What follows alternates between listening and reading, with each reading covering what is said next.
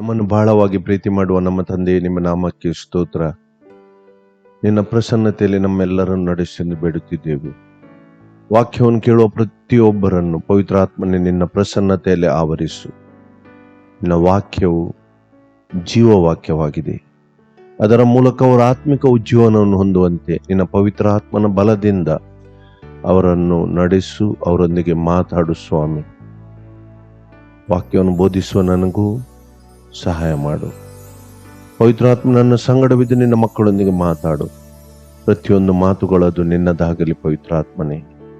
ನಿನ್ನ ವಾಕ್ಯಕ್ಕೆ ಅನುಗುಣವಾಗಿ ನಾನು ಮಾತಾಡಲು ನನಗೆ ಸಹಾಯ ಮಾಡೆಂದು ಬೇಡುತ್ತಿದ್ದೇವೆ. ಎಲ್ಲ ಸ್ತುತಿ ಸ್ತೋತ್ರ ಘನ ಮಹಿಮೆ ತಂದೆ ಮಗ ಪರಿಶುದ್ಧ ಆತ್ಮರಿಗೆ ಸದಾ ಕಾಲವು ಸಲ್ಲಲಿ. ಆಮೆನ್.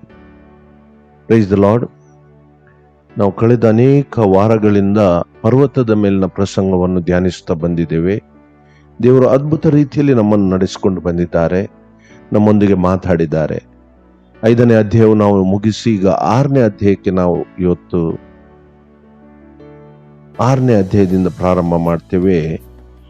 ಇಲ್ಲಿ ಮುಖ್ಯವಾಗಿ ಈ 6ನೇ ಅಧ್ಯಾಯ 1ರಿಂದ 4 ವಾಕ್ಯಗಳನ್ನು ನಾವು ಇವತ್ತು ಧ್ಯಾನಿಸುವ. ಮತ್ತಾಯನ ಸುವಾರ್ತೆ 6ನೇ ಅಧ್ಯಾಯ 1ರಿಂದ 4 ನಾವು ನೋಡೋಣ. ಜನರು ನೋಡಲಿ ಎಂದು ನಿಮ್ಮ ಧರ್ಮ ಕಾರ್ಯಗಳನ್ನು ಅವರ ಮುಂದೆ ಮಾಡಬಾರದು. ನೋಡಿರಿ, ಹಾಗೆ ಮಾಡಿದರೆ ಪರಲೋಕದಲ್ಲಿರುವ ನಿಮ್ಮ ತಂದೆಯ ಹತ್ತಿರ ನಿಮಗೆ ಫಲ ದೊರೆಯದು. ಆದ್ದರಿಂದ ನೀನು ಧರ್ಮ ಕೊಡುವಾಗ ನಿನ್ನ ಮುಂದೆ ಕೊಂಬುವುದಬೇಡ. ಜನರಿಂದ ಹೊಗಳಿಸಿಕೊಳ್ಳಬೇಕೆಂದು ಕಪಟಿಗಳು ಸಭಾಮಂದಿರಗಳಲ್ಲಿಯೂ ಬೀದಿಗಳಲ್ಲಿಯೂ ಹಾಗೆ ಮಾಡುತ್ತಾರೆ. ಅವರು ತಮಗೆ ಬರತಕ್ಕ ಫಲವನ್ನು ಹೊಂದಿದ್ದಾಯಿತೆಂದು ನಿಮಗೆ ಸತ್ಯವಾಗಿ ಹೇಳುತ್ತೇನೆ. ನೀನಾದರೆ ಧರ್ಮ ಕೊಡುವಾಗ ನೀನು ಧರ್ಮ ಕೊಟ್ಟದ್ದು ಅಂತರಂಗವಾಗುವ ಹಾಗೆ ನಿನ್ನ ಬಲಗೈ ಮಾಡಿದ್ದು ಎಡಗೈಗೂ ತಿಳಿಯದಿರಲಿ. ಅಂತರಂಗದಲ್ಲಿ ನಡೆಯುವುದನ್ನು ನೋಡುವ ನಿನ್ನ ತಂದೆಯು ನಿನಗೆ ಫಲ ಕೊಡುವನು. ನೋಡಿ, ಇಲ್ಲಿ ಕೊಡುವ ವಿಷಯದಲ್ಲಿ ಯೇಸು ಪ್ರಸ್ತಾಪ ಮಾಡ್ತಾ ಇದ್ದಾರೆ. ಇಲ್ಲಿ ಯೇಸು ಕೊಡುವ ವಿಷಯದಲ್ಲಿ ಮಾತಾಡುವಾಗ ಫರಿಸಾಯರಿಗೆ ಮತ್ತು ಆ ಸಮಯದಲ್ಲಿ ಇಸ್ರೇಲರ ವಿಷಯದಲ್ಲಿ ಅವರು ಕೊಡುವುದಿಲ್ಲ, ನೀವು ಕೊಡ್ತಾ ಇಲ್ಲ ಬಡವರಿಗೆ, ನೀವು ಕೊಡಿರಿ ಅಂತ ಇಲ್ಲಿ ಪ್ರಸ್ತಾಪ ಮಾಡೋದಿಲ್ಲ. ಯಾಕೆಂದರೆ ಫರಿಸಾಯರು ಕೊಡುವ ವಿಷಯದಲ್ಲಿ ಬಹಳ ಶಿಸ್ತುಬದ್ಧವಾಗಿ ಅವರು ಕೊಡ್ತಿದ್ದರು. ಆದರೆ ಅಲ್ಲಿ ಸಮಸ್ಯೆ ಏನಿತ್ತಂದರೆ ಅವರು ಕೊಡುವ ಉದ್ದೇಶ ಏನು, ಅದರ ವಿಷಯದಲ್ಲಿ ಯೇಸು ಇಲ್ಲಿ ಮಾತಾಡ್ತಾರೆ. ಮುಂದಕ್ಕೆ ಈ 3 ವಿಷಯಗಳ ವಿಷಯದಲ್ಲಿ ಯೇಸು ಇಲ್ಲಿ ಮಾತಾಡ್ತಾರೆ. ಮೊದಲನೇದಾಗಿ ಕೊಡುವ ವಿಷಯದಲ್ಲಿ, 2ನೇದು ಪ್ರಾರ್ಥನೆ ವಿಷಯದಲ್ಲಿ, 3ನೇದು ಉಪವಾಸ ವಿಷಯದಲ್ಲಿ. ಇಲ್ಲಿ ಅವರು ಮಾಡುವುದಿಲ್ಲವೆಂದು ಯೇಸು ಏನು ಪ್ರಸ್ತಾಪ ಮಾಡುವುದಿಲ್ಲ, ಆದರೆ ಮಾಡುವ ಅದರ ಉದ್ದೇಶ ಅದನ್ನು ಪ್ರಸ್ತಾಪ ಮಾಡ್ತಾರೆ. ಕೊಡ್ತಾರೆ, ಯಹೂದ್ಯರು ಫರಿಸಾಯರು ಕೊಡ್ತಾ ಇದ್ದಾರೆ ಅಂತ ಹೇಳ್ತಾರೆ. ಅವರು ಕೊಡುವ ಪದ್ಧತಿ ಅವರ ಮಧ್ಯದಲ್ಲಿ ಇತ್ತು. ಕೊಡುವುದು, ಬಡವರಿಗೆ ಕೊಡುವ ಪದ್ಧತಿಯಲ್ಲಿ ಅವರು ಬಹಳ ಕಟ್ಟುನಿಟ್ಟಾಗಿ ಅದನ್ನು ಮಾಡುತ್ತಿದ್ದರು. ಆದರೆ ಅವರ ಉದ್ದೇಶ ದೇವರನ್ನು ಮೆಚ್ಚಿಸುವುದಲ್ಲ, ಮನುಷ್ಯರನ್ನು ಮೆಚ್ಚಿಸುವುದಾಗಿತ್ತು. ಆದ್ದರಿಂದ ನಾವು ಇಲ್ಲಿ ತಿಳ್ಕೊಳ್ಬೇಕು, ಯೇಸು ಮಾತಾಡುವ ಇಲ್ಲಿ ಮುಖ್ಯ ಉದ್ದೇಶ ಏನೆಂದರೆ, ಕೊಡುವುದರಲ್ಲಿ ನಾವು ಬಡವರಿಗೆ ಆಗಲಿ ಅಗತ್ಯ ಬಿದ್ದವರಿಗೆ ಯಾರಿಗೆ ಕೊಡುವ ವಿಷಯದಲ್ಲಿ ನಮ್ಮ ಉದ್ದೇಶ ಏನಿದೆ, ಜನರನ್ನು ಮೆಚ್ಚಿಸ್ಲಿಕ್ಕೋ ಅಥವಾ ದೇವರನ್ನು ಮೆಚ್ಚಿಸ್ಲಿಕ್ಕೋ ಎಂಬ ವಿಷಯದಲ್ಲಿ ಯೇಸು ಇಲ್ಲಿ ಪ್ರಸ್ತಾಪನೆ ಮಾಡ್ತಾರೆ. ಅದರಿಂದ ನಾವು ಸ್ಪಷ್ಟವಾಗಿ ತಿಳ್ಕೊಳ್ಬೇಕು, ನಾವು ಕೊಡುವ ವಿಷಯದಲ್ಲಿ ಬಹಳ ಇಲ್ಲಿ ಯೇಸು ನಮ್ಮೊಂದಿಗೆ ಏನು ಮಾತಾಡ್ತಾರೆ, ಏನು ಮುಖ್ಯ ಉದ್ದೇಶ ಈ ಯೇಸುವಿನ ಈ ಮಾತುಗಳಿಂದ ಅಂತ ನಾವು ತಿಳ್ಕೊಳ್ಬೇಕು. ಅದರಿಂದ ಇಲ್ಲಿ ನಾವು ಇನ್ನೊಂದು ಇಲ್ಲಿ ಪ್ರಸ್ತಾಪ ಮಾಡುವಾಗ ನಾವು ಮಾರ್ಕನ ಸುವಾರ್ತೆಗೆ ಹೋಗೋಣ. ಅಲ್ಲಿ 12ನೇ ಅಧ್ಯಾಯ, ಮಾರ್ಕನ ಸುವಾರ್ತೆ 12ನೇ ಅಧ್ಯಾಯ 38ರಿಂದ 40 ತನಕ ವಾಕ್ಯಗಳನ್ನು ನಾವು ನೋಡೋಣ. 38ರಿಂದ 40 ತನಕ. ಸಾಧಾರಣ ಜನರು ಅವನ ಮಾತನ್ನು ಸಂತೋಷದಿಂದ ಕೇಳುತ್ತಿದ್ದರು. ಆತನು ಉಪದೇಶ ಮಾಡಿ ಹೇಳಿದ್ದೇನೆಂದರೆ, ಶಾಸ್ತ್ರಿಗಳ ವಿಷಯದಲ್ಲಿ ಎಚ್ಚರಿಕೆಯಾಗಿರಿ. ನಿಲುವಂಗಿಗಳನ್ನು ತೊಟ್ಟುಕೊಂಡು ತಿರುಗಾಡುವುದು, ಅಂಗಡಿ ಬೀದಿಗಳಲ್ಲಿ ನಮಸ್ಕಾರಗಳು, ಸಭಾಮಂದಿರಗಳಲ್ಲಿ ಮುಖ್ಯ ಪೀಠಗಳು, ಔತಣ ಪ್ರಸ್ಥಗಳಲ್ಲಿ ಪ್ರಥಮ ಸ್ನಾನಗಳು, ಇವುಗಳಲ್ಲಿಯೇ ಅವರು ಮನಸ್ಸುಳ್ಳವರಾಗಿದ್ದಾರೆ. ವಿಧವೆಯರ ಮನೆಗಳನ್ನು ನುಗ್ಗಿ ನಟನೆಗಾಗಿ ದೇವರಿಗೆ ಉದ್ದವಾದ ಪ್ರಾರ್ಥನೆಗಳನ್ನು ಮಾಡುವವರಾದ ಇವರು ಹೆಚ್ಚಾದ ದಂಡನೆಯನ್ನು ಹೊಂದುವರು ಎಂದರು. ನೋಡಿ, ಅವರು ಕೊಡ್ತಾರೆ, ಆದರೆ ಪ್ರತಿಯೊಂದನ್ನು ನಟನೆಗಾಗಿ ಜನರಿಂದ ಮೆಚ್ಚುಗೆ ಗಳಿಸಬೇಕು, ಜನರಿಂದ ಒಂದು ಒಳ್ಳೆಯವರು ಇವರು ಕೊಡ್ತಾರೆ ಎಂಬ ಆ ಹೊಗಳಿಕೆ ಬೇಕು ಎಂಬ ಉದ್ದೇಶದಿಂದ ಕೊಡ್ತಾರೆ. ಆದ್ದರಿಂದ ಅವರು ಹೆಚ್ಚಾದ ದಂಡನೆಗೆ ಗುರಿಯಾಗ್ತಾರೆ ಅಂತ ಇಲ್ಲಿ ದೇವರ ವಾಕ್ಯ ಹೇಳ್ತದೆ. ಹೆಚ್ಚಾದ ದಂಡನೆಗೆ ಗುರಿ ಆಗ್ತಾರೆ ಅಂತ. ಆದ್ದರಿಂದ ನಾವು ಬಹಳ ಜಾಗ್ರತೆಯಾಗಿ ತಿಳ್ಕೊಳ್ಬೇಕು. ನಾವು ಕೊಡುವ ವಿಷಯದಲ್ಲಿ ನಮ್ಮ ಉದ್ದೇಶ ಏನಾಗಿದೆ? ಜನರಿಂದ ಮೆಚ್ಚಿಸಿಕೊಳ್ಳಿಕ್ಕೆ ನಾವು ಕೊಡ್ತೇವಾ, ಅಥವಾ ಜನರು ನಮ್ಮನ್ನು ಹೊಗಳಿಬೇಕೆಂದು ಕೊಡ್ತೇವಾ, ಅಥವಾ ದೇವರ ದೃಷ್ಟಿಯಲ್ಲಿ ನಾವು ಮಾಡುವ ಕಾರ್ಯ ನೀತಿದಾಯಕವಾದದ್ದ ಎಂಬ ದೇವರ ನೀತಿಯ ಪ್ರಕಾರ ನಾವು ಮಾಡ್ತೇವಾ? ಇದನ್ನು ನಾವು ತಿಳ್ಕೊಳ್ಳೋದು ಬಹಳ ಅಗತ್ಯವಾಗಿದೆ. ನಾವಿಲ್ಲಿ ಇನ್ನೊಂದು ವಿಷಯವನ್ನು ಇಲ್ಲಿ ನೋಡ್ಬೇಕು. ನೋಡಿ, ಅಲ್ಲಿ ಮತ್ತಾಯನ ಸುವಾರ್ತೆಯಲ್ಲಿ ಆ ವಾಕ್ಯಗಳನ್ನು ಹೇಳುವಾಗ ಒಂದು ವಿಷಯವನ್ನು ಯೇಸು ಅಲ್ಲಿ ಬಹಳ ಎಚ್ಚರಿಕೆಯಿಂದ ಹೇಳ್ತಾರೆ. ನೋಡಿ, ಅಲ್ಲಿ 2ನೇ ವಾಕ್ಯ ನೋಡಿ.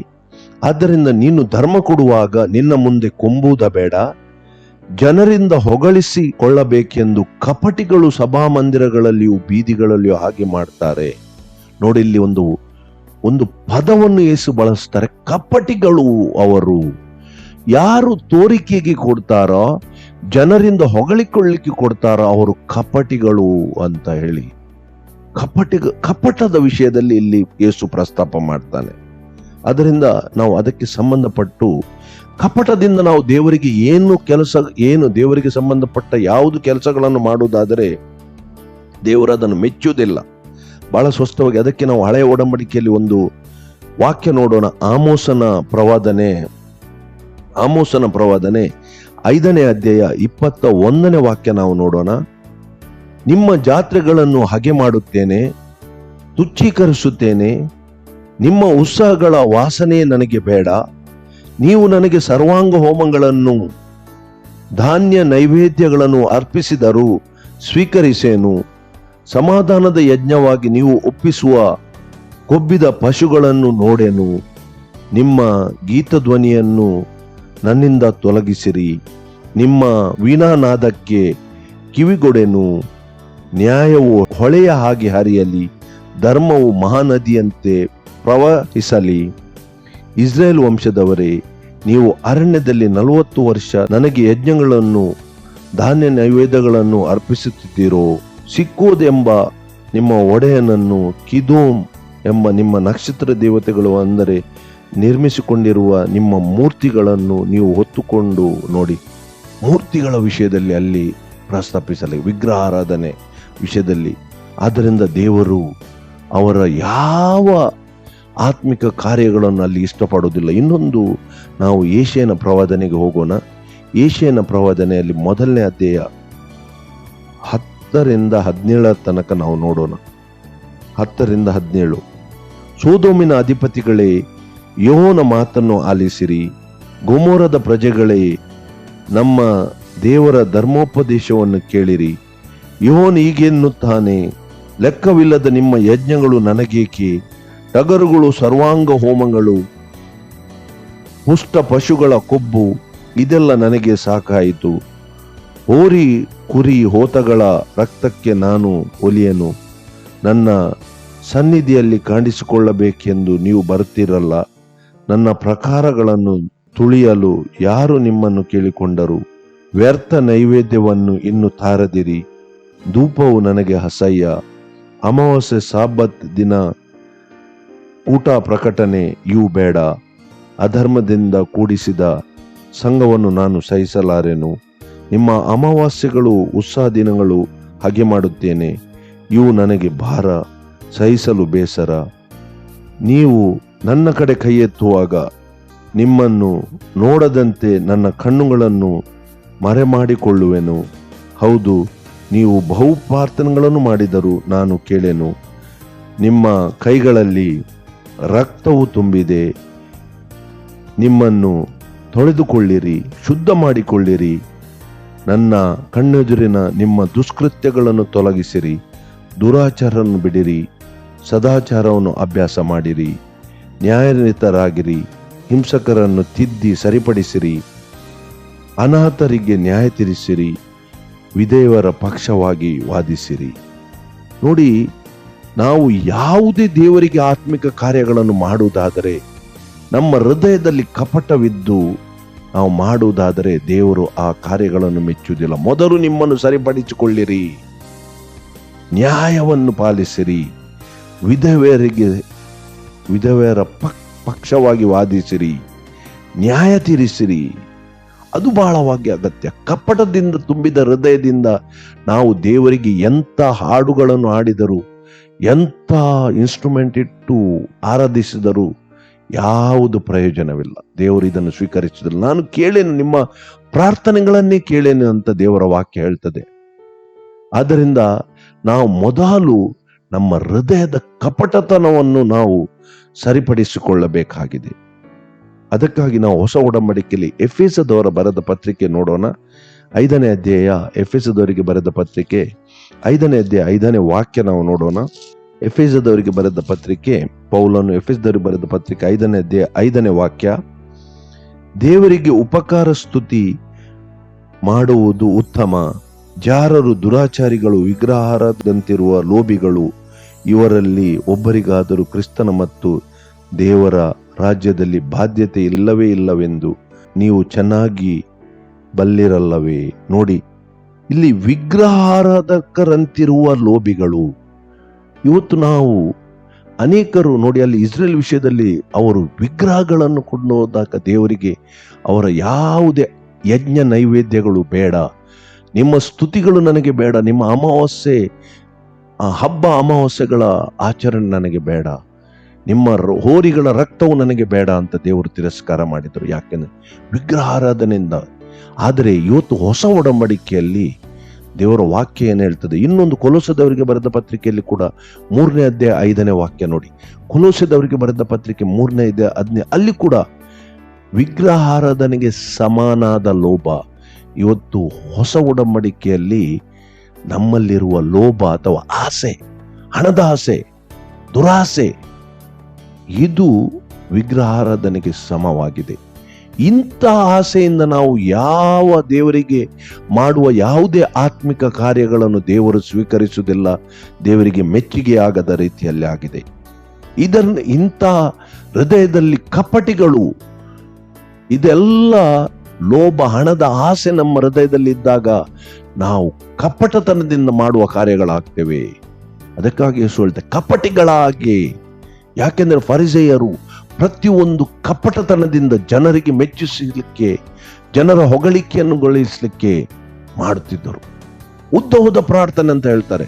ವಿಧವೆಯರ ಮನೆಯಲ್ಲಿ ಹೋಗಿ ಉದ್ದ ಪ್ರಾರ್ಥನೆ ಅವರು ಮಾಡ್ತಾರೆ.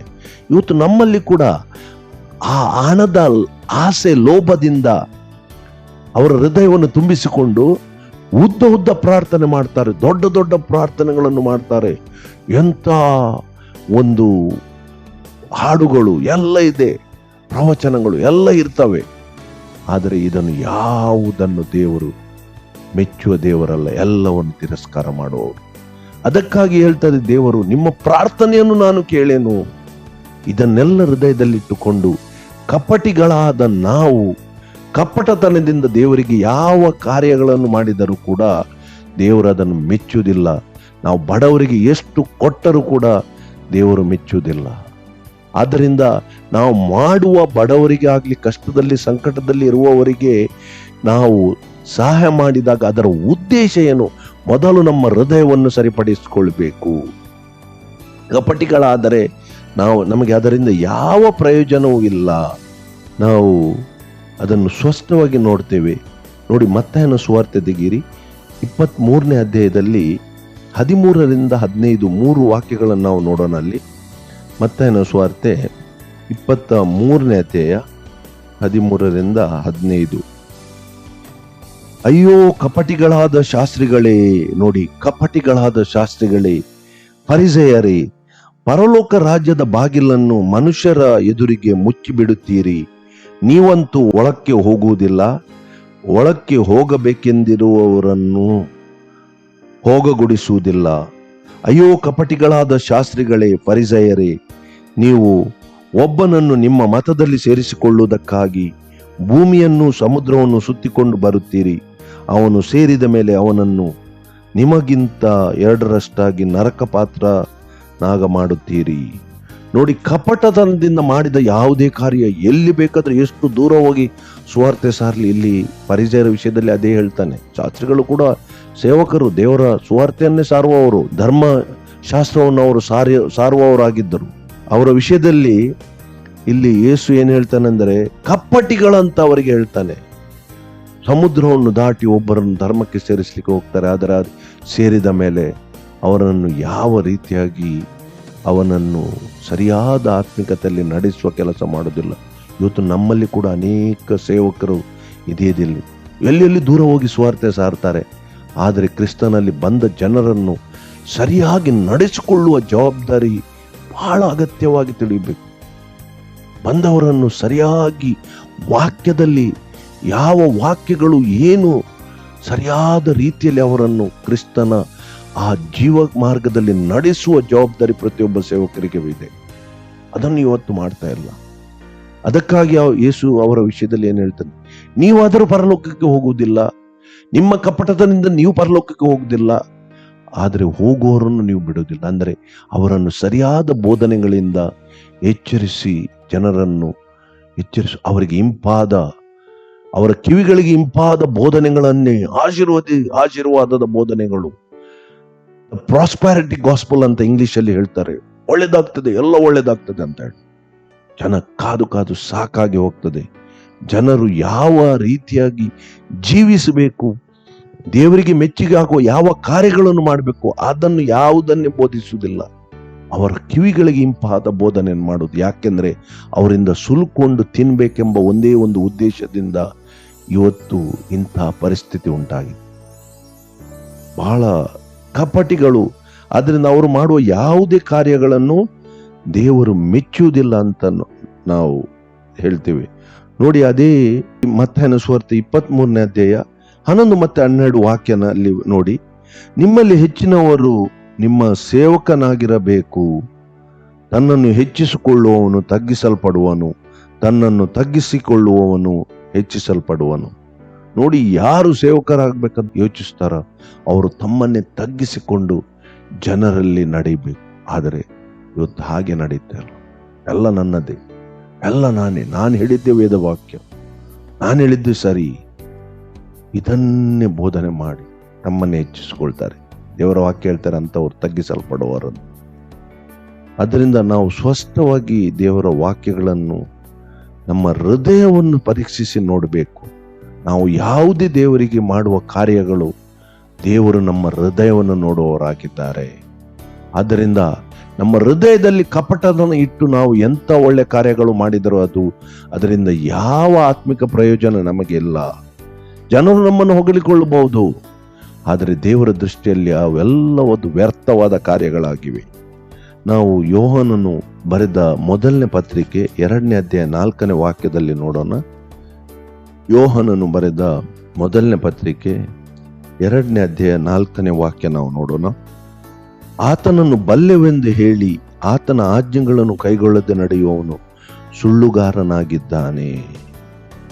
ನೋಡಿ, ನಾವು ಎಲ್ಲವೂ ಸರಿ ಮಾಡ್ತೇವೆ, ಎಲ್ಲವನ್ನು ನಾವು ಬಲ್ಲೆವು ಅಂತ ತಿಳಿದು ಆತನ ಆಜ್ಞೆಗಳನ್ನು ಕೈಗೊಳ್ಳ ನಡೆಯದೆ, ದೇವರು ನಮಗೆ ವಾಕ್ಯದ ಮೂಲಕ ಏನು ಎಚ್ಚರಿಕೆ ಕೊಡ್ತಾರೆ ಅದನ್ನು ಕೈಗೊಳ್ಳಲು ನಡೆಯದಿದ್ದರೆ ನಾವು ಸುಳ್ಳುಗಾರರಾಗಿದ್ದೇವೆ.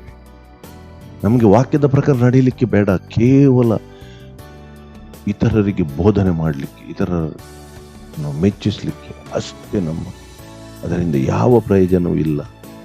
ಅದರಿಂದ ಸರಿಯಾದ ದೇವರ ನೀತಿಯನ್ನು, ದೇವರ ದೃಷ್ಟಿಯಲ್ಲಿ ದೇವರು ಮೆಚ್ಚುವ ನೀತಿಯನ್ನಂತ ನಾವು ತಿಳಿಯಬೇಕಾಗಿದೆ. ನೋಡಿ, ಗಲಾತ್ಯದವರಿಗೆ ಬರೆದ ಪತ್ರಿಕೆ ತೆಗೀರಿ, 1ನೇ ಅಧ್ಯಾಯ ಅಲ್ಲಿ 10ನೇ ವಾಕ್ಯ ಏನು ಹೇಳ್ತದೆ ನೋಡೋಣ. ನೋಡಿ, ಅಲ್ಲಿ ಗಲಾತ್ಯದವರಿಗೆ ಬರೆದ ಪತ್ರಿಕೆ 1ನೇ ಅಧ್ಯಾಯ 10ನೇ ವಾಕ್ಯ ನಾವು ನೋಡೋಣ. ನಾನೀಗ ಯಾರನ್ನು ಹೋಲಿಸಿಕೊಳ್ಳುತ್ತಾ ಇದ್ದೇನೆ? ಮನುಷ್ಯರನ್ನು, ದೇವರನ್ನು? ನಾನು ಮನುಷ್ಯರನ್ನು ಮೆಚ್ಚಿಸುವುದಕ್ಕೆ ಪ್ರಯತ್ನಿಸುತ್ತಾ ಇದ್ದೇನೋ? ಇನ್ನು ಮನುಷ್ಯರನ್ನು ಮೆಚ್ಚಿಸುವವನಾಗಿದ್ದರೆ ನಾನು ಕ್ರಿಸ್ತನ ದಾಸನಲ್ಲ. ನೋಡಿ, ಇಲ್ಲಿ ಪೌಲನು ಹೇಳ್ತಾನೆ, ನಾನು ಮನುಷ್ಯರನ್ನು ಮೆಚ್ಚಿಸುವವನಾಗಿದ್ದರೆ ನಾನು ಕ್ರಿಸ್ತನ ದಾಸನಲ್ಲ, ನಾನು ಕ್ರಿಸ್ತನ ಸೇವಕನಲ್ಲ. ಅದರಿಂದ ಇವತ್ತು ನಾವು ಪ್ರತಿಯೊಬ್ಬರು ನೋಡಬೇಕು, ನಾವು ಮನುಷ್ಯರನ್ನು ಮೆಚ್ಚಿಸಲಿಕ್ಕೆ ನಾವು ಮಾಡುವ ಧರ್ಮ ಕಾರ್ಯಗಳ ಅಥವಾ ದೇವರನ್ನು ಮೆಚ್ಚಿಸಲಿಕ್ಕೆ ನಾವು ಮಾಡ್ತೇವಾ? ಒಂದು ವೇಳೆ ಮನುಷ್ಯರನ್ನು ನಾವು ಮೆಚ್ಚಿಸಲಿಕ್ಕೆ ಮಾಡುವ ಯಾವುದೇ ಕಾರ್ಯಗಳಾದರೆ ಅದರಿಂದ ನಾವು ಕ್ರಿಸ್ತನ ಸೇವಕರಾಗಲಿಕ್ಕೆ, ದೇವರ ಕ್ರಿಸ್ತನ ದಾಸರಾಗಲಿಕ್ಕೆ ಸಾಧ್ಯ ಇಲ್ಲ. ಪೌಲನು ಇಲ್ಲಿ ಸ್ಪಷ್ಟವಾಗಿ ಆ ವಾಕ್ಯಗಳ ಮೂಲಕ ಹೇಳ್ತಾನೆ. ನೋಡಿ, ಯಾಕೋಬನ ಪತ್ರಿಕೆ ತೆಗೆಯಿರಿ. ನಾವು ಅಲ್ಲಿ ಸ್ಪಷ್ಟವಾಗಿ ಯಾಕೋಬನು ಕೆಲವು ವಿಷಯಗಳನ್ನು ನಮಗೆ ಪ್ರಸ್ತಾಪ ಮಾಡ್ತಾನೆ. ನಾವು ಕೊಡುವ ವಿಷಯದಲ್ಲಿ ಅಲ್ಲಿ ಯಾಕೋಬನ ಪತ್ರಿಕೆ 2ನೇ ಅಧ್ಯಾಯ 15ನೇ ವಾಕ್ಯ ನೋಡಿ. 2ನೇ ಅಧ್ಯಾಯ 15ನೇ ವಾಕ್ಯ ನೋಡಿ. ಒಬ್ಬ ಸಹೋದರನಿಗೆ ಇಲ್ಲವೇ ಒಬ್ಬ ಸಹೋದರರಿಗೆ ಬಟ್ಟೆಯು ಆ ದಿನದ ಆಹಾರವೂ ಇಲ್ಲದೆ ಇರುವಾಗ ನಿಮ್ಮಲ್ಲಿ ಒಬ್ಬನು ಅವರಿಗೆ ದೇಹಕ್ಕೆ ಬೇಕಾದದನ್ನು ಕೊಡದೆ ಸಮಾಧಾನದಿಂದ ಹೋಗಿರಿ, ಬೆಂಕಿ ಕಾಯಿಸಿಕೊಳ್ಳಿರಿ, ಹೊಟ್ಟೆ ತುಂಬಿಸಿಕೊಳ್ಳಿರಿ ಎಂದು ಬರೀ ಮಾತು ಹೇಳಿದರೆ ಪ್ರಯೋಜನವೇನು? ಹಾಗೆ ಅಂತ ಕ್ರಿಯೆಗಳಿಲ್ಲದ ನಂಬಿಕೆ ತನ್ನಲ್ಲಿ ಜೀವವಿಲ್ಲದ್ದು. ನೋಡಿ, ಇಲ್ಲಿ ಕಾರ್ಯಗಳಿಲ್ಲದ ನಂಬಿಕೆ ಜೀವವಿಲ್ಲದ್ದು. ನಾವು ದೊಡ್ಡ ಪ್ರಸಂಗ ಮಾಡಬಹುದು, ಶುಭವಾರ್ತೆಯನ್ನು ಸಾರಬಹುದು ಅವರಿಗೆ, ಆದರೆ ಒಬ್ಬನು ಆ ಬಂದವನಿಗೆ ಹೊಟ್ಟೆಗಿಲ್ಲದ ಸಮಯದಲ್ಲಿ, ಅವನಿಗೆ ಬಟ್ಟೆ ಇಲ್ಲದ ಸಮಯದಲ್ಲಿ ಹೋಗಿ ಸುಮ್ಮನೆ ಯೇಸುವಿನ ವಿಷಯದಲ್ಲಿ ಮಾತಾಡುತ್ತಾ ಹೋಗಿ ನಾವು ಅವರಿಗೆ ಬೇಕಾದದನ್ನು ಅಗತ್ಯಕ್ಕೆ ಹೊಟ್ಟೆಗೆ ಸ್ವಲ್ಪ ಕೊಡದೆ, ಅವನ ಮೈ ಮುಚ್ಚಿಕೊಳ್ಳಿಕ್ಕೆ ಬಟ್ಟೆ ಕೊಡದೆ ನಾವು ಎಂಥ ಸುವಾರ್ತೆ ಸಾರಿದರೂ ಅದು ಯಾವ ಪ್ರಯೋಜನ ಇಲ್ಲದ್ದು. ಕಾರ್ಯಗಳಿಲ್ಲದ ನಂಬಿಕೆ ಅಂತ ಅಲ್ಲಿ ಪ್ರಸ್ತಾಪ ಮಾಡುವಾಗ ಅದು ನಿಮ್ಮನ್ನು ರಕ್ಷಿಸುವುದು ಅಂತ ಯಾಕೋಬನಲ್ಲಿ ಕೇಳ್ತಾನೆ. ಆದ್ದರಿಂದ ಪ್ರತಿಯೊಂದು ನಮ್ಮ ಕಾರ್ಯಗಳನ್ನು ದೇವರು ನೋಡುವ ದೇವರಾಗಿದ್ದಾರೆ. ಬಾಯಿ ಮಾತುಗಳ ಮಾತಿನಲ್ಲಿ ಇವತ್ತು ನಮ್ಮ ಎಲ್ಲಾ ವಿಷಯಗಳು ಮಾತಿನಲ್ಲೇ ಆಗಿ ಹೋಗಿವೆ, ಕಾರ್ಯಗಳಲ್ಲಿ ಏನಿಲ್ಲ, 0. ಬಾಯಲ್ಲಿ ಬಹಳ ಇದೆ, ಎಲ್ಲ ಬಾಯಲ್ಲಿ ಮಾತ್ರ ದೊಡ್ಡ ದೊಡ್ಡ ಪ್ರಸಂಗ ಮಾಡ್ತೇವೆ. ಬಾಯಲ್ಲಿ ನಾವು ದೊಡ್ಡ ದೊಡ್ಡ ಅವರಿಗೆ ಹಾಗೆ ಮಾಡಿದ್ದೇವೆ, ಹೀಗೆ ಮಾಡಿದ್ದೇವೆ ಹೇಳ್ತೇವೆ, ಆದರೆ ಕಾರ್ಯದಲ್ಲಿ ನಮ್ಮ ಎಲ್ಲ ಕಾರ್ಯಗಳು ಶೂನ್ಯವಾಗಿವೆ. ಅದಕ್ಕಾಗಿ ಇವತ್ತು ಸೇವೆಯ ವಿಷಯದಲ್ಲಿ ಜನರಿಗೆ ವಾಕರಿಕೆ ಬಂದಿದೆ. ನೋಡಿ, ಇನ್ನೊಂದು ಅಲ್ಲಿ ಯೋಹಾನನ ಬರೆದ 1ನೇ ಪತ್ರಿಕೆ ಹೋಗಿ ಅಲ್ಲಿ 3ನೇ ಅಧ್ಯಾಯದಲ್ಲಿ 18ನೇ ವಾಕ್ಯ ನೋಡಿ. ಯೋಹಾನನ ಸುವಾರ್ತೆ 3ನೇ ಅಧ್ಯಾಯ 18ನೇ ವಾಕ್ಯ ನೋಡಿ. ಪ್ರಿಯರಾದ ಮಕ್ಕಳೇ, ನಾವು ಬರೇ ಮಾತಿನಿಂದಾಗಲಿ ಬಾಯಿ ಉಪಚಾರದಿಂದಾಗಲಿ ಪ್ರೀತಿಸುವವರಾಗಿರಬಾರದು. ನೋಡಿ, ನಾವು ಖಾಲಿ ಬಾಯಿ ಮಾತಿನಿಂದ ನಾವು ಪ್ರೀತಿಸುವವರಾಗಬಾರ್ದು. ಬಾಯಲ್ಲಿ ಒಳ್ಳೆ ಮಾತುಗಳು, ನಾನು ನಿನ್ನನ್ನು ಪ್ರೀತಿ ಮಾಡ್ತೇನೆ, ಓ ಬ್ರದರ್ ನಿಮಗೆ ಒಳ್ಳೆ ಮಾಡ್ತೇನೆ, ಓ ಸಿಸ್ಟರ್ ನಿಮಗೆ ಒಳ್ಳೆ ಮಾಡ್ತೇನೆ, ದೇವರು ನಿಮಗೆ ಒಳ್ಳೆ ಮಾಡ್ತಾರೆ, ಎಲ್ಲ ಬಾಯಿಂದ ಮಾತ್ರ ಪ್ರೀತಿ. ಆದರೆ ಇಲ್ಲಿ ಯೋಹಾನನು ಏನು ಹೇಳ್ತಾನೆ ಅಂದ್ರೆ, ನಿಮ್ಮ ಪ್ರೀತಿಯು ಕೃತ್ಯದಲ್ಲಿಯೂ ಸತ್ಯದಲ್ಲಿಯೂ ತೋರಬೇಕು, ಕಾರ್ಯಗಳಲ್ಲಿ ತೋರಬೇಕು ನಮ್ಮ ಪ್ರೀತಿ. ಇವತ್ತು ನಮ್ಮ ಸಭೆಯವರಿಗೆ ನಾವು ತೋರಿಸುವ ಪ್ರೀತಿ ನಮ್ಮ ಕಾರ್ಯಗಳಲ್ಲಿ ತೋರಬೇಕು. ನಾವು ನಮ್ಮ ನೆರೆಕರವರಿಗೆ, ನಾವು ಇತರ ಸಭೆಯ ನಮ್ಮ ಸಹೋದರರಿಗೆ ಸಹೋದರಿಯರಿಗೆ ಕಾರ್ಯಗಳ ಮೂಲಕ ತೋರಿಸಬೇಕು. ಅದು ನಿಜವಾದ ಪ್ರೀತಿ. ಬಾಯಿ ಮಾತುಗಳಿಂದ ಪ್ರೀತಿ, ಆ ಪ್ರೀತಿ ದೇವರು ಬಯಸುವ ಪ್ರೀತಿ ಅಲ್ಲ. ಕಾರ್ಯದ ಮೂಲಕ ತೋರಿಸುವ ಪ್ರೀತಿಯನ್ನು ದೇವರು ಮೆಚ್ಚುವ ದೇವರಾಗಿದ್ದಾರೆ. ಅಂತಹ ಪ್ರೀತಿಯನ್ನು ದೇವರು ಮೆಚ್ಚುವವರಾಗಿದ್ದಾರೆ. ಅದರಿಂದ ಗುಪ್ತವಾಗಿ ನಾವು ಏನು ನಮ್ಮ ಹೃದಯದಲ್ಲಿ ಏನು ಆಲೋಚನೆ ಮಾಡಿ ಹೃದಯಪೂರ್ವಕವಾಗಿ ನಾವು ಮಾಡ್ತೇವ, ಅದನ್ನು ನೋಡುವ ದೇವರು ನಮ್ಮನ್ನು ಆಶೀರ್ವದಿಸುವ ದೇವರಾಗಿದ್ದಾರೆ. ಅಲ್ಲಿ ನೋಡಿ, ಮುಂದಿನ ಭಾಗ ನೋಡೋಣ. 3 ಮತ್ತು 4ನೇ ವಾಕ್ಯ ನೋಡೋಣ. 6ನೇ ಅಧ್ಯಾಯ 3 ಮತ್ತು 4. ನೀನಾದರೆ ಧರ್ಮ ಕೊಡುವಾಗ ನೀನು ಧರ್ಮ ಕೊಟ್ಟದ್ದು ಅಂತರಂಗವಾಗುವ ಹಾಗೆ ನಿನ್ನ ಬಲಗೈಗೆ ಮಾಡಿದ್ದು ಎಡಗೈಗೂ ತಿಳಿಯದಿರಲಿ. ಅಂತರಂಗದಲ್ಲಿ ನಡೆಯುವುದನ್ನು ನೋಡುವ ನಿನ್ನ ತಂದೆಯು ನಿನಗೆ ಫಲ ಕೊಡುವನು. ನೋಡಿ, ಎಡಗೈಗೂ ತಿಳಿಯದಿರಲಿ, ನಿನ್ನ ಬಲಗೈಯಿಂದ ಮಾಡಿದ ಕಾರ್ಯ ಅಂದರೆ ನಾವು ಅದನ್ನು ತೋರ್ಪಡಿಸಲಿಕ್ಕೆ ಮಾಡುವ ಕಾರ್ಯಗಳಾಗಬಾರ್ದು. ದೇವರು ನೋಡ್ತಾರೆ, ನಮ್ಮ ಅಂತರಂಗದಲ್ಲಿರುವ ದೇವರು. ಆದ್ದರಿಂದ ಯಾವ ಬಡವರಿಗೆ ಗಂಟೆ ಬಾರಿಸುವುದಲ್ಲ, ತುತ್ತೂರಿ ಊದುವುದಲ್ಲ. ಇದರ ವಿಷಯದಲ್ಲಿ ನಿಮ್ಮ ತುತ್ತೂರಿಯನ್ನು ಊದಬೇಡಿ ಅಂತ ಹೇಳ್ತಾರೆ. ಅಂದರೆ ಇದರ ವಿಷಯದಲ್ಲಿ ಅನೇಕರು ಎರಡು ವಿಷಯಗಳು ಇಲ್ಲಿ ಹೇಳ್ತಾರೆ. ಕೆಲವು ಸೇವಕರು ಏನು ಹೇಳ್ತಾರೆ ಅಂದರೆ, ಈ ಫರಿಸಾಯರೆಲ್ಲ ಸಂತೆಗಳಲ್ಲಿ ಹೋಗಿ ಅವರು ದಾನ ಮಾಡುವಾಗ ತುತ್ತೂರಿ ಊದ್ತಿದ್ದರು, ಆಗ ಎಲ್ಲ ಜನರು ಅಗತ್ಯ ಇರುವವರು ಅಲ್ಲಿ ಸೇರ್ತಿದ್ದಾರಂತ. ಕೆಲವರು ಆ ರೀತಿಯಾಗಿ ಹೇಳ್ತಾರೆ. ಕೆಲವರು ಅಂದರೆ ದೊಡ್ಡ ಆ ಜನರಿಗೆ ತಿಳಿಯುವ ಹಾಗೆ ಅವರು ಮಾಡುವ ಕಾರ್ಯಗಳನ್ನು ಹೆಚ್ಚು ಜನರ ತೋರಿಕೆಗೆ ಮಾಡ್ತಿದ್ದಾರೆ ಅಂತ, ಅದಕ್ಕಾಗಿ ಆ ತುತ್ತೂರಿ ಊದುವ ಒಂದು ಪದ ಬಳಸಲಾಗಲಿಲ್ಲ ಅಂತ ಕೆಲವರು ಆ ರೀತಿಯಾಗಿ ಹೇಳ್ತಾರೆ. ಆದರೆ ಯಾವುದಾಗ್ಲಿ ಎರಡು ಒಂದೇ, ನಾವು ಮಾಡುವ ಕಾರ್ಯವು ಗುಪ್ತವಾಗಿರಬೇಕು, ದೇವರಿಗೆ ಮೆಚ್ಚುಗೆ ಆಗಬೇಕು. ಈಗ ನಾವು ಮಾಡುವ ಕಾರ್ಯಗಳು ಗುಪ್ತವಾಗಿರ್ಬೇಕಂತ ಹೇಳುವಾಗ ಕೆಲವರು ಇನ್ನೊಂದು ಮಾತು ಹೇಳ್ಬೋದು. ನಾವು 5ನೇ ಅಧ್ಯಾಯ ಮತ್ತಾಯನ ಸುವಾರ್ತೆಯಲ್ಲಿ 5ನೇ ಅಧ್ಯಾಯ 16ನೇ ವಾಕ್ಯ ನೋಡಿದ್ದೇವೆ. ನೀವು ಲೋಕಕ್ಕೆ ಬೆಳಕಾಗಿದ್ದೀರಿ, ನಿಮ್ಮ ಬೆಳಕು ಎಲ್ಲರಿಗೆ ಕಾಣುವ ಹಾಗೆ ಪ್ರಕಾಶಿಸಲಿ, ನಿಮ್ಮ ಒಳ್ಳೆಯ ಕಾರ್ಯಗಳನ್ನು ಜನರು ನೋಡಲಿ ಅಂತ ಹೇಳ್ತದೆ. ಅಲ್ಲಿ ಯೇಸು ಹೇಳ್ತಾನೆ ಜನರು ನೋಡಲಿ ಅಂತ. ಇಲ್ಲಿ ನೀವು ಮಾಡುವ ಕಾರ್ಯಗಳನ್ನು ಜನರ ತೋರಿಕೆಗೆ ಮಾಡಬೇಡಿ, ದೇವರಿಗೆ ಗುಪ್ತವಾಗಿ ಮಾಡಿರಿ ಅಂತ ಇಲ್ಲಿ ಹೇಳ್ತಾನೆ. ಹಾಗಾದ್ರೆ ಒಂದು ವಿಷಯವನ್ನು ಯೇಸು ಎರಡು ಕಡೆ ಎರಡು ರೀತಿ ಹೇಳಿದಾಗೆ ಅಲ್ಲ. ಅಲ್ಲಿ ನಾವು ಮಾಡುವ ಆತ್ಮಿಕ ಕಾರ್ಯಗಳು ಅಂದರೆ ಯೇಸುವಿಗೆ ಸಾಕ್ಷಿಗಳಾಗಿ ಜೀವಿಸುವುದು, ಅದನ್ನು ಇಲ್ಲಿ ನಾವು ಕೊಡುವ ದಾನ ಅದು ಗುಪ್ತವಾಗಿರಲಿ. ಅಲ್ಲಿ ಉದ್ದೇಶ ಗುಪ್ತವಾಗಿರಲಿ ಅಂದರೆ ಅದು ಉದ್ದೇಶ. ಯಾಕೆಂದರೆ ಜನರು ಮೆಚ್ಚಿಸುವ ವಿಷಯಕ್ಕೆ ಅಲ್ಲ. ಇಲ್ಲಿ ಯೇಸು ಅದರ ಉದ್ದೇಶ ಏನಿದೆ, ಜನರನ್ನು ಮೆಚ್ಚಿಸ್ಲಿಕ್ಕೆ ನಾವು ಕೊಡ್ತೇವಾ ಅಥವಾ ದೇವರ ದೃಷ್ಟಿಯಲ್ಲಿ ಅದು ಯೋಗ್ಯವೆಂದು ಕೊಡ್ತೇವಾ, ಅದನ್ನು ನಾವು ತಿಳ್ಕೊಳ್ಬೇಕು. ಉದ್ದೇಶ ಹೇಗಿದೆ ಅಂತ. ಆದ್ದರಿಂದ ಜನರನ್ನು ಮೆಚ್ಚಿಸ್ಲಿಕ್ಕೆ ಒಂದು ವೇಳೆ ಉದ್ದೇಶವಾಗಿ ಕೊಟ್ಟರೆ ಅದರಿಂದ ಏನು ಪ್ರಯೋಜನ ನಮಗೆಲ್ಲ. ಅಲ್ಲಿ ಪ್ರಾರ್ಥನೆ ಮಾಡೋದು ದೇವರಿಗೆ ಸಾಕ್ಷಿಯಾಗಿ ನಾವು ಆತನ ಸಾಕ್ಷಿ ಎಲ್ಲರ ಎದುರಲ್ಲಿ ಒಂದು ಸಾಕ್ಷಿಯಾಗಿ ಜೀವಿಸಬೇಕು. ಆತನ ಸಾಕ್ಷಿ ಕೊಡಬೇಕು, ನಮ್ಮ ಜೀವಿತದಲ್ಲಿ ಆತನು ಮಾಡಿದ ಕಾರ್ಯವನ್ನು ಸಾಕ್ಷಿ ಕೊಡಬೇಕು. ಅದನ್ನು ಪ್ರಸ್ತಾಪಿಸ್ತಾನೆ ಇಲ್ಲಿ ನಾವು ಮಾಡುವ ಕಾರ್ಯಗಳು. ಆದರೆ ಜನರು ಅದನ್ನು ತಿಳ್ಕೊಂಡು ದೇವರಿಗೆ ಮಹಿಮೆ ಪಡಿಸುವುದಾದರೆ ಒಳ್ಳೆಯದು, ಅದರಿಂದ ಏನು ತಪ್ಪಿಲ್ಲ. ಆದರೆ ನೀವು ಕೊಡುವಾಗ ಜನರಿಗೆ ತಿಳಿಯಬೇಕು, ಜನರಿಂದ ಹೊಗಳಿಕೆ ಹೊಂದಬೇಕೆಂಬ ಉದ್ದೇಶದಿಂದ ಕೊಡಬೇಡಿ. ನೀವು ಕೊಟ್ಟದ್ದು ದೇವರಿಗೆ ಮಹಿಮೆ ಆಗುವುದಾದರೆ ಆಗಲಿ, ಅದರ ಮೂಲಕ ಒಂದು ದೊಡ್ಡ ಸಾಕ್ಷಿ ಆದರೆ ಆಗಲಿ ಅದರ. ಆದರೆ ನಿಮ್ಮ ಉದ್ದೇಶ ಜನರು ತಿಳಿಬೇಕು, ಜನರಿಗೆ ಗೊತ್ತಾಗಬೇಕು ನಾನು ಬಡವರಿಗೆ ಕೊಡ್ತೇನೆ ಎಂಬ ಉದ್ದೇಶದಿಂದ ಕೊಡುವುದಲ್ಲ. ಅದನ್ನು ಪ್ರಸ್ತಾಪ ಮಾಡ್ತಾನೆ ಇಲ್ಲಿ ಯೇಸು. ಎರಡು ರೀತಿಯಾಗಿ ಮಾತಾಡೋದಿಲ್ಲ. ಅದೇ ವಿಷಯದಲ್ಲಿ ಇಲ್ಲಿ ಕೊಡುವ ವಿಷಯ ನಮ್ಮ ಉದ್ದೇಶ ಹೇಗಿರ್ಬೇಕಂತ, ಅಲ್ಲಿ ನಾವು ಸಾಕ್ಷಿಯಾಗಿ ಜನರಿಗೆ ನಮ್ಮ ಸಾಕ್ಷಿ ಜನರಿಗೆ ಕಾಣುವ ಹಾಗೆ ಇರಬೇಕಂತ ಹೇಳಿ ಅಲ್ಲಿ ಪ್ರಸ್ತಾಪ ಮಾಡ್ತಾನೆ. ಆದ್ದರಿಂದ ಇದು ತದ್ವಿರವಾದ ಮಾತುಗಳು ಅಲ್ಲ ಅಲ್ಲಿ. ಮತ್ತೆ ಮುಂದಕ್ಕೆ ನಾವು ನೋಡಿ, ನಾವು ಕೊಡುವ ವಿಷಯದಲ್ಲಿ ಅಲ್ಲಿ ನಾವು ಬಹಳ ಮುಖ್ಯವಾಗಿ ಇಲ್ಲಿ ಒಂದು 6 ಸಂಗತಿಗಳನ್ನು ನಾವು ತಿಳಿಯಬೇಕು.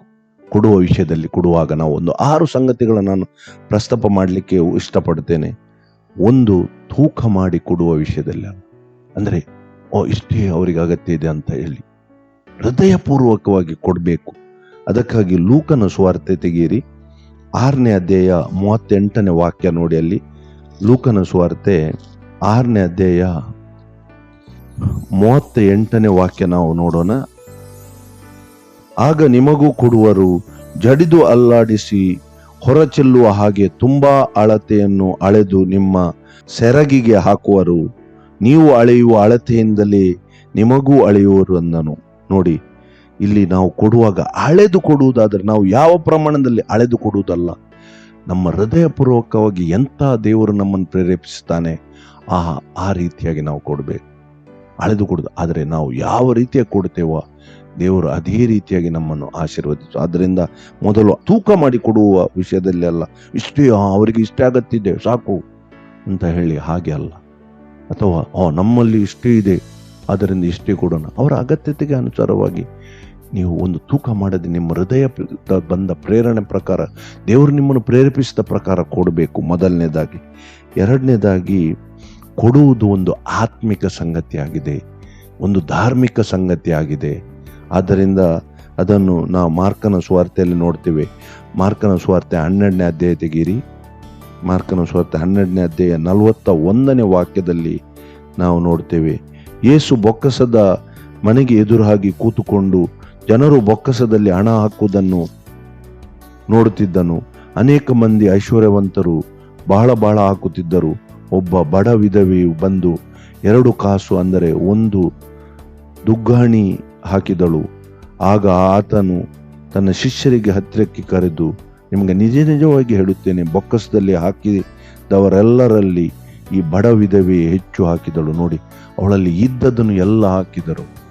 ಅಂದರೆ ದೇವರು ನಮಗೆ ಯಾವ ರೀತಿಯಾಗಿ ಪ್ರೇರಣೆ ಕೊಡ್ತಾರೆ ಆ ರೀತಿಯಾಗಿ ಕೊಡುವ ವಿಷಯದಲ್ಲಿ ನಾವು ಇದು ಮಾಡಿ.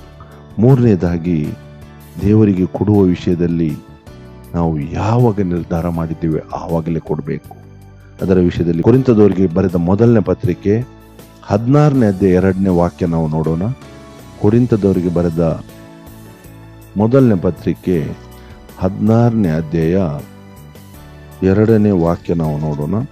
ನಾನು ಬಂದಾಗ ಹಣ ವಸೂಲು ಮಾಡಬೇಕಾದ ಅವಶ್ಯವಾಗದಂತೆ ನಿಮ್ಮಲ್ಲಿ ಪ್ರತಿಯೊಬ್ಬನು ತನಗೆ ಬಂದ ಸಂಪಾದನೆಯ ಮೇರೆಗೆ ವಾರದ ಮೊದಲನೇ ದಿನದಲ್ಲಿ ಗಂಟು ಮಾಡಿ ತನ್ನ ಮನೆಯಲ್ಲಿಟ್ಟುಕೊಂಡಿರಬೇಕು. ನೋಡಿ, ನಾವು ಯಾವಾಗಲೂ ಕೊಡುವ ಪ್ರಸಂಗ ಬರುವಾಗ ಹಣ ಹುಡುಕಿ ಹೋಗುವುದತ್ತ ಅಲ್ಲ. ದೇವರು ನಮಗೆ ಯಾವ್ಯಾವ ರೀತಿಯಲ್ಲಿ ಆಶೀರ್ವಾದ ಮಾಡಿದ್ದಾರೆ ಆವಾಗಲೇ ನಾವು ಒಂದು ದೇವರ ಕೆಲಸಕ್ಕೆ ಅಥವಾ ಬಡವರಿಗೆ ಅಂತ ತೆಗೆದಿಡಬೇಕು. ಅದು ಇಲ್ಲಿ ಪ್ರಸ್ತಾಪನೆ. ಪೌಲನು ಅದೇ ಹೇಳ್ತಾನೆ, ನಾನು ಬಂದಾಗ ನೀವು ಕುಡಿಸುವುದಲ್ಲ, ನಿಮಗೆ ಏನೇನು ಒಳ್ಳೇದಾಗ್ತದೆ, ದೇವರು ನಮಗೆ ಯಾವ ಆಶೀರ್ವಾದ ಮಾಡಿದಾಗ ಇಷ್ಟು ಹಣ ನಾನು ದೇವರ ಕೆಲಸಕ್ಕೆ ಅಂತ ತೆಗೆದಿಡಬೇಕು. ಅದನ್ನು ಅಂತ ಪ್ರಸಂಗ ಬಂದಾಗ ನಾವು ಕೊಡಬೇಕು. ಅದು 3ನೇದಾಗಿ. 4ನೇದಾಗಿ, ದೇವರಿಗೆ ನಮ್ಮ ಯಾವ ಹಣ ಬೇಡ. ಅದಕ್ಕಾಗಿ ದೇವರು ನಮ್ಮ ಹಣವನ್ನು ಬಯಸುವ ದೇವರಲ್ಲ.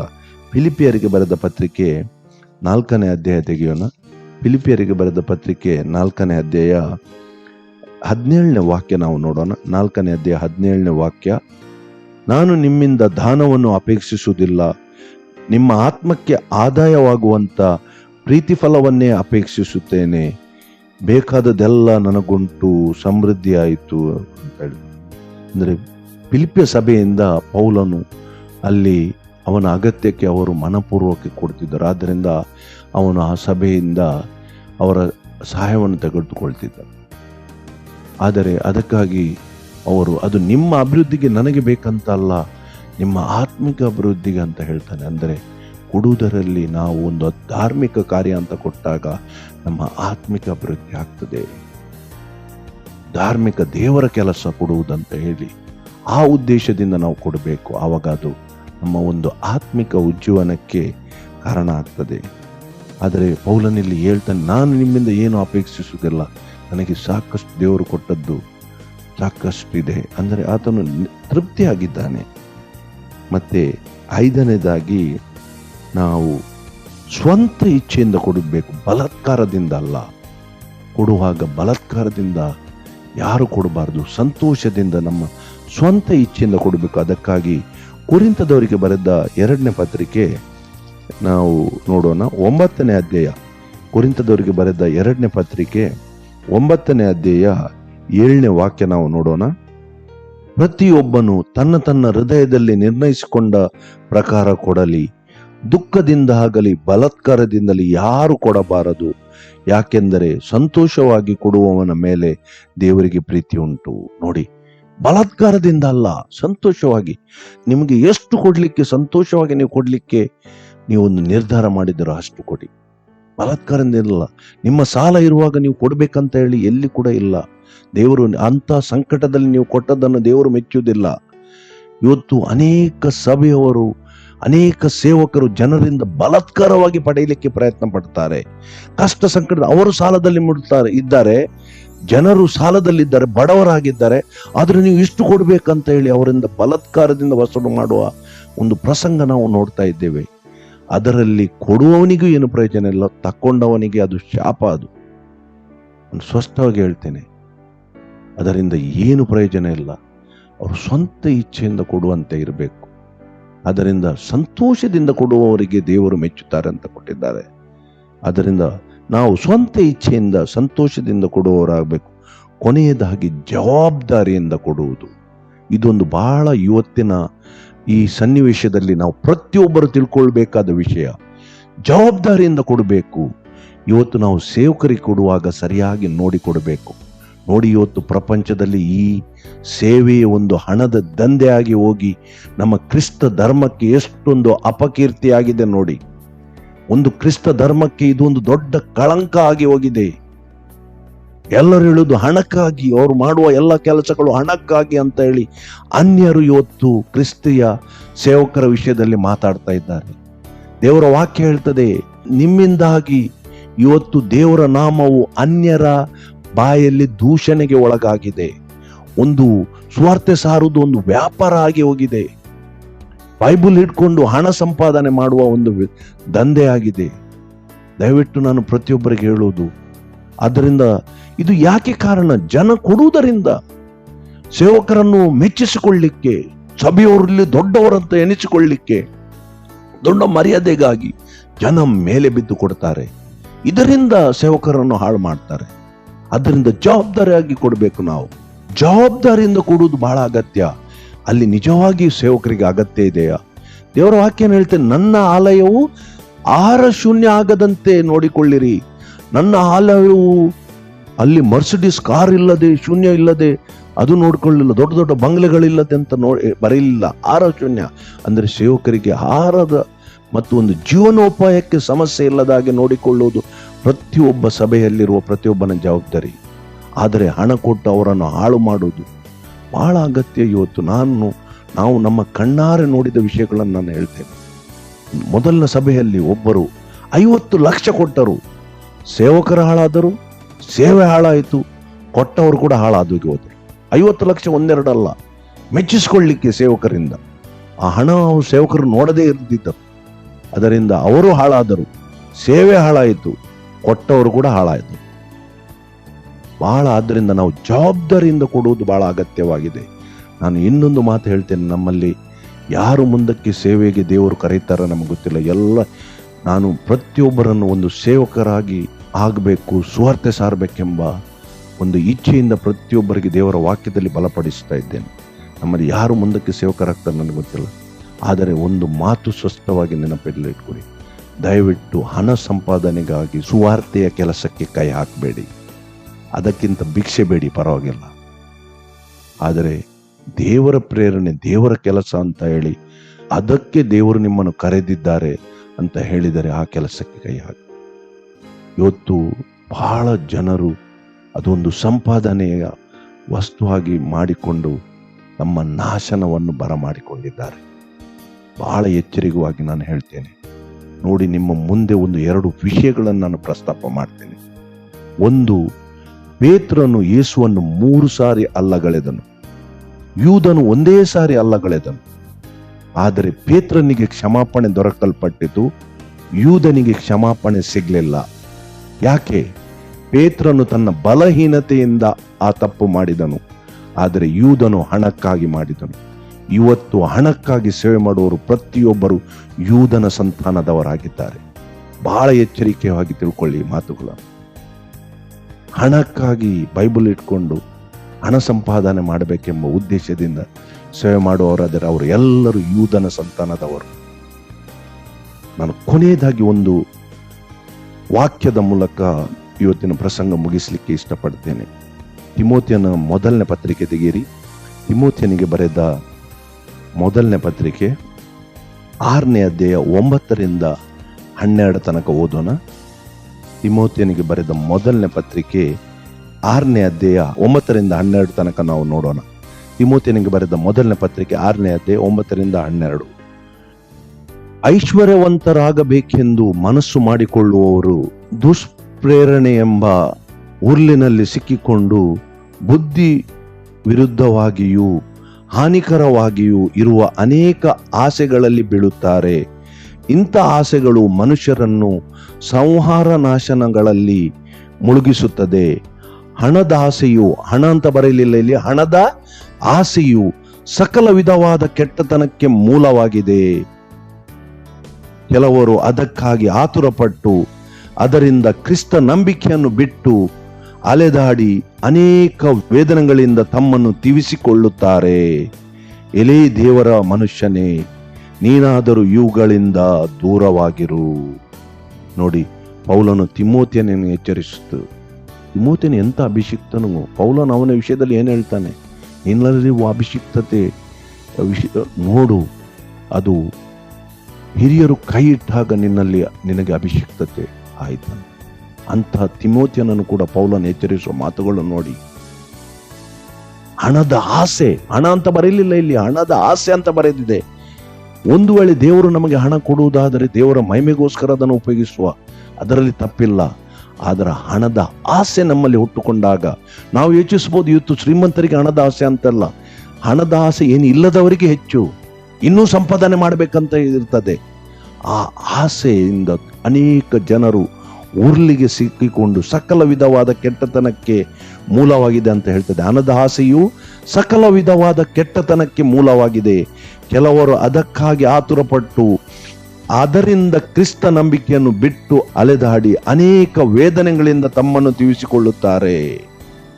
ನೋಡಿ, ಹಣದ ಆಸೆ ಇವತ್ತು ಎಂಥ ಸೇವಕರನ್ನು ಹಾಳು ಮಾಡಲಿಕ್ಕೆ ಕಾರಣ ಆಗಿದೆ. ಎಂಥ ದೇವ ಜನರು ಹಾಳಾಗಲಿಕ್ಕೆ ಕಾರಣ ಆಗಿದೆ. ಆತ್ಮಿಕತೆಯಲ್ಲಿ ಬಿದ್ದು ಹೋಗಿ ಅವರು ರಕ್ಷಣೆಯಿಂದ ತಪ್ಪಿ ಹೋಗಲಿಕ್ಕೆ ಕಾರಣ ಆಗಿದೆ. ಬಹಳ ಎಚ್ಚರಿಕೆಯಿಂದ ನಾವು ಕೊಳ್ಳೋಣ. ದೇವರು ಇವತ್ತು ನಮ್ಮಲ್ಲಿ ಕೊಡುವ ವಿಷಯದಲ್ಲಿ ಮಾತಾಡ್ತಾರೆ. ನಾವು ಕೊಡುವುದರಲ್ಲಿ ಸಂತೋಷದಿಂದ ಕೊಡಬೇಕು, ಆದರೆ ಜನರ ತೋರಿಕೆಗೆ ಅಲ್ಲ. ಎಲ್ಲ ವಿಷಯಗಳನ್ನು ನಾವು ವಾಕ್ಯದ ಆಧಾರದಲ್ಲಿ ನೋಡಿದ್ದೇವೆ. ಈ ವಾಕ್ಯಗಳನ್ನು ನಮ್ಮಲ್ಲಿಟ್ಟುಕೊಳ್ಳುವ ನಾವು ಯಾವುದೇ ಕಾರ್ಯಗಳನ್ನು ಮಾಡೋದಾದರೆ ದೇವರಿಗೆ ಮೆಚ್ಚುಗೆ ಹಾಕುವ ರೀತಿಯಲ್ಲಿ ಮಾಡೋಣ. ಹೃದಯವನ್ನು ನೀಡುವ ದೇವರು ಅದು ಗುಪ್ತವಾಗಿರಬಹುದು, ಆದರೆ ದೇವರು ಗುಪ್ತ ಕಾರ್ಯಗಳನ್ನೇ ನೋಡುವ ದೇವರಾಗಿದ್ದಾರೆ. ಅದನ್ನು ನೋಡಿ ನಮಗೆ ಪ್ರತಿಫಲವನ್ನು ಕೊಡ್ತಾರೆ. ನೋಡಿ, ಅಲ್ಲಿ ಅದನ್ನು ಪ್ರತಿಫಲವನ್ನು ಕೊಡ್ತಾನೆ ಅಂತ ಹೇಳ್ತದೆ. ನಾವು ಇವತ್ತು ಬಡವರಿಗೆ ಕೊಡುವುದಾದರೆ ದೇವರಿಂದ ಪ್ರತಿಫಲವನ್ನು ಬಯಸುವ, ಮನುಷ್ಯರಿಂದ ಅಲ್ಲ. ಯಾಕೆಂದ್ರೆ ಆತನು ಕೊಡುವ ಪ್ರತಿಫಲವು ಅದನ್ನು ಯಾರು ಕೂಡ ಅಳೆಯಲಿಕ್ಕೆ ಸಾಧ್ಯವಿಲ್ಲದ ಪ್ರತಿಫಲವನ್ನು ಕೊಡುವ ದೇವರಾಗಿದ್ದಾನೆ, ಅಂತಹ ದೇವರು. ಆದ್ದರಿಂದ ನಾವು ಮಾಡುವಾಗ ಅದರಲ್ಲಿ ಪ್ರತಿಫಲವನ್ನು ಇಟ್ಟು ಆಸೆ ಇಟ್ಟು ಮಾಡುವುದರಲ್ಲಿ ಏನು ತಪ್ಪಿಲ್ಲ. ಆದರೆ ಆ ಪ್ರತಿಫಲ ದೇವರಿಂದ ನಮಗೆ ಬರುವಂಥದ್ದೆಂತೂ ನಾವು ಯೋಚಿಸೋಣ. ಅಲ್ಲಿ ಯೇಸು ಅದನ್ನೇ ಉಲ್ಲೇಖ ಮಾಡ್ತಾನೆ, ದೇವರು ನಿಮಗೆ ಪ್ರತಿಫಲವನ್ನು ಕೊಡುತ್ತಾರೆ. ಅಲ್ಲಿ ಹೇಳ್ತಾನೆ, ನಿಮ್ಮ ಹೃದಯವನ್ನು ನೋಡುವ ದೇವರು ನಿಮಗೆ ಪ್ರತಿಫಲವನ್ನು ಕೊಡುತ್ತಾರೆ. ಪ್ರತಿಯೊಬ್ಬರಿಗೆ ನಮಗೆ ನಾವು ಮಾಡುವ ಒಳ್ಳೆಯ ಕಾರ್ಯಗಳಿಗಾಗಿ ಪ್ರತಿಫಲವನ್ನು ದೇವರು ಕೊಡ್ತಾರೆ. ಅದಕ್ಕಾಗಿ ಆ ಕಾರ್ಯಗಳನ್ನು ಮಾಡೋಣ. ಆದರೆ ಜನರಿಂದ ಬರುವ ಪ್ರತಿಫಲಕ್ಕಾಗಿ ನಾವು ಮಾಡುವುದು ಬೇಡ. ಅದರಿಂದ ನಮಗೆ ಯಾವ ಪ್ರಯೋಜನವಿಲ್ಲ. ಈ ಲೋಕವು ಕ್ಷಣಿಕವಾಗಿದೆ. ಅದರಿಂದ ಈ ವಾಕ್ಯಗಳನ್ನು ಸ್ಪಷ್ಟವಾಗಿ ನಾವು ತಿಳ್ಕೊಂಡು ನಮ್ಮ ಹೃದಯದ ಹಲಗೆ ಮೇಲೆ ಬರೆದಿಡೋಣ. ದೇವರು ನಮ್ಮೊಂದಿಗೆ ಅದ್ಭುತ ರೀತಿಯಾಗಿ ಮಾತಾಡುವ ದೇವರಾಗಿದ್ದಾರೆ. ಎಲ್ಲಾ ಸ್ತುತಿ ಸ್ತೋತ್ರ ಘನ ಮಹಿಮೆ ತಂದೆ ಮಗ ಪರಿಶುದ್ಧ ಆತ್ಮರಿಗೆ ಸದಾಕಾಲವೂ ಸಲ್ಲಲಿ. ಆಮೇನ್.